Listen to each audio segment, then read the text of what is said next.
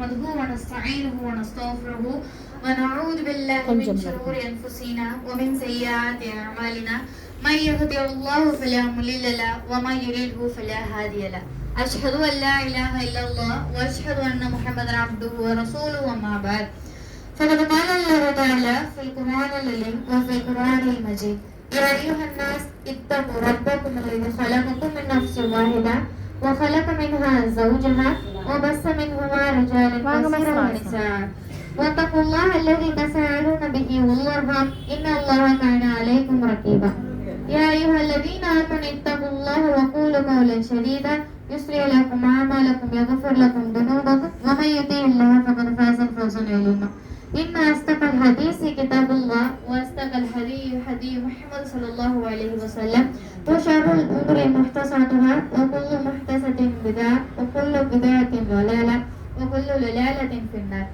ربي اشرح لي صدري ويسر لي أمري واحلل عقدة من لساني يفقهوا قولي صدق الله العظيم ربي زدني علما.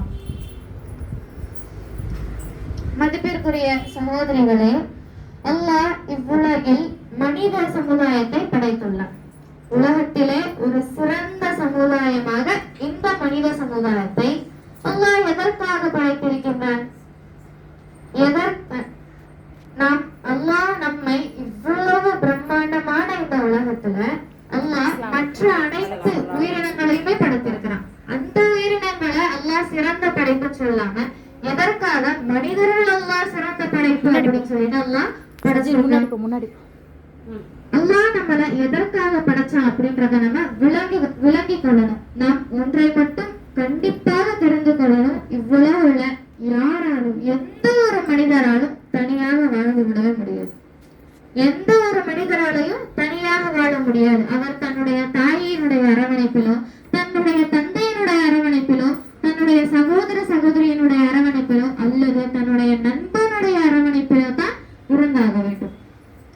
அப்படி இருக்கக்கூடிய நம்மை அல்லாஹ் எதற்காக படைத்தான் என்றால், ஒருவருக்கொருவர் அன்பு பாராட்டிக் கொள்ளவும் இன்ப துன்பங்களை எல்லாம் பகிர்ந்து கொள்ளவும் தான் இறைவன் மனிதனை படைத்திருக்கின்றார்.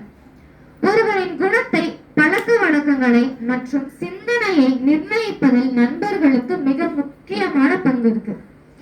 அல்லாஹ் தனது திருமறை குர்ஆன்ல 9வது அத்தியாயம் 119வது வசனத்துல சொல்றான், நம்பிக்கை கொண்டோரே அல்லாஹ்வை அஞ்சுங்கள், மேலும் உண்மையாளர்களுடன் இருங்கள். நம்பிக்கை கொண்டோரே அல்லாஹ்வை அஞ்சுங்கள், மேலும் உண்மையாளர்களுடன் இருங்கள். இந்த விஷயத்தை அல்லாஹ் சொல்லும் போது நீங்க உண்மையாளர்களுடன் இருங்கள்.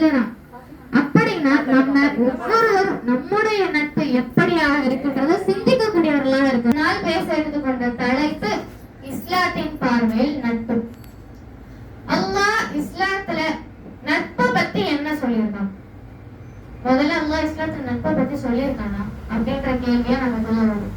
அல்லாஹ் இஸ்லாத்துல என்ன சொல்லியிருக்கான் அப்படின்றதே தெரியாத ஒரு மக்களாக, அப்படிப்பட்ட ஒரு முஸ்லிம்களாக நாம இன்னைக்கு வாழ்ந்துட்டு இருக்கோம். எந்த அளவுக்குன்னா ஜாஹிலியா காலம் நம்ம ஒரு அறியாமை கால மக்களை சொல்லுவோம். ஆனா அந்த மக்களை விடவும் மிக மிக மோசமான நிலையில நாம இன்னைக்கு இருந்துட்டு இருக்கோம். அல்லாஹ் ஒரு குர்ஆனை கொடுத்து இதுதான் உங்கள் வழிகாட்டி கொடுத்துட்டான். அப்படி இருந்தும் அதுல அல்லாஹ் என்ன சொல்லியிருக்கான்றது நமக்கு தெரியல. அப்படி இருந்தா அவங்க ஜாஹிலியா கால மக்களா இல்ல நாமளா? சிந்திக்கக்கூடிய மக்களாக நாம இருக்கணும். அல்லாஹ் இஸ்லாத்துல நட்பை பத்தி அதிகமான இடத்துல சொல்லியிருக்கான். நபி ஸல்லல்லாஹு அலைஹி வஸல்லம் அவர்களே இதற்கு ஒரு சிறந்த வழிகாட்டியாக இருக்காங்க. அப்படி இருக்கும் பட்சத்துல முதல்ல அல்லாஹ் நட்பை பத்தி சொல்லும் பொழுது தனது திருமறை குர்ஆன்ல 9வது 71வது வசனத்துல சொல்றான், நம்பிக்கையாளர்கள் ஒருவருக்கொருவர் உற்ற நண்பர்களாக இருப்பார்கள். நம்பிக்கையாளர்கள் ஒருவருக்கொருவர் உற்ற நண்பர்களாக இருப்பார்கள் அப்படின்னு சொல்லிட்டு அல்லாஹ் சொல்லக்கூடியவனாக இருக்கான். நம்மள எத்தனை பேர் இன்னைக்கு உண்மையான நண்பர்களாக இருக்கும், உண்மையான சகோதரிகளா இருக்கும்? பார்த்தா சலாம் சொல்லுவோம், பின்னாடி அவங்கள பத்தியே பேசுவோம். அப்படியாகத்தான் இன்னைக்கு நாம இருந்துட்டு இருக்கோம். அப்படிலாம் இஸ்லாம் நட்பை பேணுங்கன்னு சொல்லுது? அப்படியா உறவை நீங்க காத்துக்கொள்ளுங்கன்னு சொல்லுது? கிடையாது. அல்லாஹ் சொல்லும் போது நம்பிக்கையாளர்களே நீங்கள் ஒருவருக்கு ஒருவர் உற்ற நண்பர்களாக இருங்கன்னு அல்லாஹ் சொல்றான். ரசூல் ஸல்லல்லாஹு அலைஹி வஸல்லம் அவர்கள் சொல்றாங்க, அல்லாஹ்வுக்காக நேசித்தவர்கள் அர்ஷின் நிழலில் இருப்பார்கள். அல்லாஹ் அல்லாஹ்வுக்காக நேசித்தவர்கள் எங்க இருப்பாங்க? அர்ஷினுடைய நிழல்ல. வறுமை நாள்ல எந்த ஒரு யாரினுடைய ஒரு சிபாரிசு ஏற்றுக்கொள்ளப்படாத அந்த நாள்ல சூரியன் நமக்கு ஒரு மைல் உச்சி தூரத்துல இருக்கக்கூடிய அந்த நேரத்துல ஒவ்வொருவரும் தன்னுடைய பாவத்திற்கு ஏத்த மாதிரி ஒருவர் கணுக்கால் அளவு, ஒருவர் முட்டைக்கால் அளவு, ஒருவர் இடுப்பளவு, ஒருவர் மார்பளவு, ஒருவர் முக்கிய பாவப்பட வேர்வையில தான் செய்த பாவத்தின் காரணமாக அந்த நேரத்துல எந்த ஒரு நிழலும் இல்லாத ஒரு சூழ்நிலையில அல்லாஹ்வை கூப்பிடுவான். எனக்காகவே சேர்ந்தார்களே நண்பர்கள், அவர்கள் எங்கே? ஒரு நிழலும் இல்லாத இந்த மைதானத்துல இந்த வறுமை நாள்ல என்னுடைய அர்ச்சனுடைய நிழலை நான் தரேன், அவங்களை வர சொல்லுங்க. எவ்வளவு பெரிய விஷயம்! அல்லாஹ்வினுடைய அர்ச்சனுடைய நிழலை பெறுவதற்கு என்ன செஞ்சோம்? என்ன செய்யறோம்? ஒரு நல்ல நண்பனை தேர்ந்தெடுக்கணும், அவ்வளவுதான். அதை கூட நம்மளால செய்ய முடியாதா? அல்லாஹ்வுக்காக இருவர் ஒன்று சேர்றாங்கன்னா அவங்களுக்காக எந்த ஒரு சூழ்நிலை, எப்படி அந்த சூழ்நிலை அப்படின்னா அந்த நட்பு நம்மளை நரகத்திலயும் கொண்டு போய் சேர்க்கும், அந்த நட்பு நம்மள சொர்க்கத்திலயும் கொண்டு போய் சேர்க்கும். அப்படிப்பட்ட ஒரு விஷயத்த நம்ம இன்னைக்கு எந்த அளவுக்கு லேசாக எடுத்துக்கிறோம்னா, நட்பா அவ்வளவுதானே அப்படின்ற அளவுக்கு அதை அசால்ட்டா எடுத்துக்கிறோம். ஆனா அதை பத்தி எந்த அளவுக்கு அல்லாஹ் சொல்லியிருக்கான்றது நமக்கு விளங்க மாட்டேங்குது. நம்ம ஏன் நட்பை முக்கியமா வைக்கிறோம் அப்படின்னு சொன்னா, ரசூல் ஸல்லல்லாஹு அலைஹி வஸல்லம் அவர்கள் சொல்றாங்க, மனிதன் தன் நண்பனுடைய மார்க்கத்தில் தான், தன்னுடைய நண்பனுடைய ஒழுக்கத்தில் தான் இருக்கின்றான். அதனால உங்களுடைய நட்பை நீங்க எப்படி தேர்வு செய்யணும்ன்றதுல சிந்திச்சு தேர்வு செய்யுங்க, நல்லபடியா நிர்ணயிங்க அப்படின்னு சொல்லி ரசூல் ஸல்லல்லாஹு அலைஹி வஸல்லம் அவர்கள் சொல்றாங்க. நீ உன்னுடைய மார்க்கத்துல கிடையாது, நாம நம்மளுடைய மார்க்கத்துல கிடையாது, அவனுடைய மார்க்கத்துலதான் நீ இருக்கன்னு சொல்லிட்டு ரசூல் ஸல்லல்லாஹு அலைஹி வஸல்லம் அவர்களே சொல்றாங்க. அப்படின்னா நாம இன்னைக்கு யாரோட நட்பு வச்சிருக்கோம்? யாருடைய மார்க்கத்துல நாம இருக்கோம்? சிந்திக்கக்கூடியவர்களாக நாம இருக்கணும். எப்படிப்பட்ட மோசமான ஒரு விஷயத்த நாம இன்னைக்கு இருக்கோம் அப்படின்னு சொன்னா, நல்ல நண்பன் யாரு தேர்வு செய்ய கூட நமக்கு தெரியல. அந்த அளவுக்கு நம்ம ஒரு அறியாமையில இருக்கோம். யாரு நல்லவன் யாரு கெட்டவன்றதே நமக்கு தெரிய மாட்டேங்குது. அவங்களை எப்படி தேர்வு செய்யணும் கூட நமக்கு தெரிய மாட்டேங்குது. இன்ஷா அல்லாஹ் எப்படி தேர்வு செய்யணும்ன்றத நம்ம பின்னாடி சொல்றோம். அல்லாஹ் திருமறை குர்ஆன்ல இத பத்தி சொல்லும்போது 18வது அத்தியாயம் 28வது வசனத்துல சொல்றான், நேர்வழியில் உள்ளவர்களுடன் பொறுமையாக இருங்க. உங்களோட ஒருத்தர் நேர்வழியில இருக்காருன்னா அவங்களோட நீங்க பொறுமையா இருங்கன்னு அல்லாஹ். நம்ம ஒரு எக்ஸாம்பிள் எடுத்துக்கிட்டோம் அப்படின்னா, காலேஜ் இப்போ ஒரு ஸ்கூல் ஸ்டூடெண்டோ காலேஜ் ஸ்டூடெண்டோ எடுத்துக்கிட்டீங்கன்னா அவங்க சேர்ற ஒரு கூட்டம் இருக்கும். எப்படி நல்ல ஒரு கூட்டம் அப்படின்னா, எப்படிப்பட்ட கூட்டம்? யார் வம்புக்கு போக மாட்டாங்க, அவங்க அவங்க வேலை இருப்பாங்க. அதுதான் நமக்கு பொறுத்த வரைக்கும் நல்ல கூட்டம். தீய கூட்டம் அப்படின்னு எல்லா வம்பு சண்டைகள்லயும் முதல் ஆளா போய் நிற்கக்கூடியவங்க அவங்களதான் இருப்பாங்க. கெட்ட விஷயங்கள் எல்லாம் செய்யக்கூடியவர்களா இருப்பாங்க. அப்படிப்பட்ட ஒரு இடத்துல நம்ம இருக்கக்கூடியவர்களா இருப்போம்.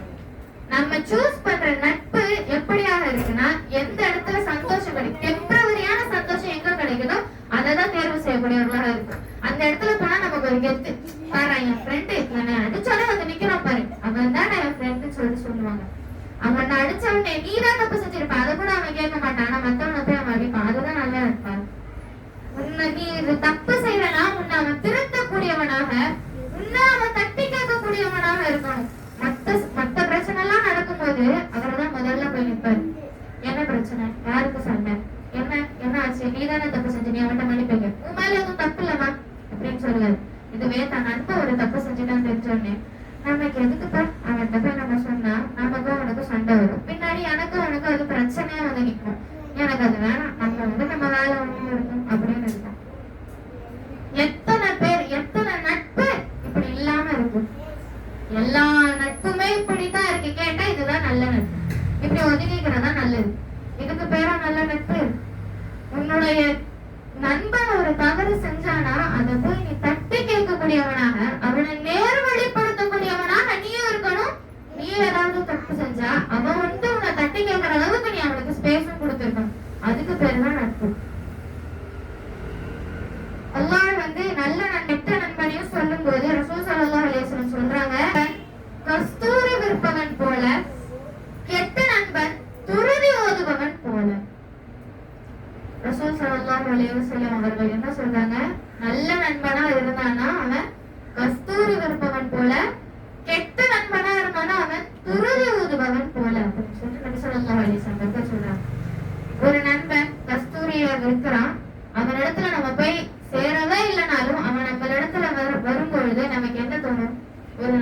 ஸ்மெல் தான் அடிக்கும்.